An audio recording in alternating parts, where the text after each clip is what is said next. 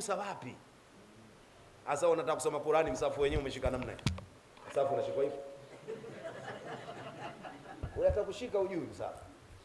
Unataka ujui. Ndio Uislamu. Na kama ujui, sisi walimu zako tupo, njoo tukupe tuition isiyohitaji malipo. Hakuna kuona haya shekhe kwenye jambo hili, isipokuwa utakiwa kulitangaza hadharani. Jamani mimi siwezi, aona haya, unajifedhei. Una babu, huna mjomba wewe kwenda kumwambia kwa siri, kaka. Tangazaje hadharani kuwa ujui? Twende tufunge hapa.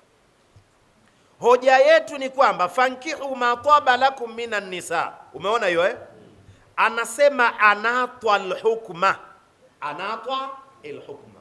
Allah subhanahu wa ta'ala hukumu hii ameiwekea kigezo. Anatwa, ameiwekea kigezo hii hukumu ya kuoa. Bikhtiyarina, ni kwa mujibu wa uteuzi wetu wenyewe. Wastitaatina, wastitabatina, na kunogewa kwetu, kupendezewa kwetu wenyewe. Uteue mwenyewe na uwe umefanya nini? Umependezewa. Walwajibu laisa kadhalika. Jambo la lazima haliji katika sura hiyo kwamba mpaka upendezewe. Wajibu unaambiwa fanya, umependa usipende. Kutiba alaikumus siyamu, hatukuambiwa man istataa au man istataba.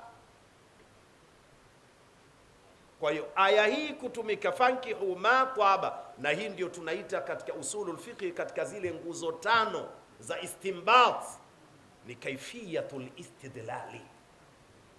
Kaichukua aya katohoa kwa mujibu wa aya hii. Ukienda haraka haraka, kanuni ya kwanza, al-amru yaqtadhi al-wujuba.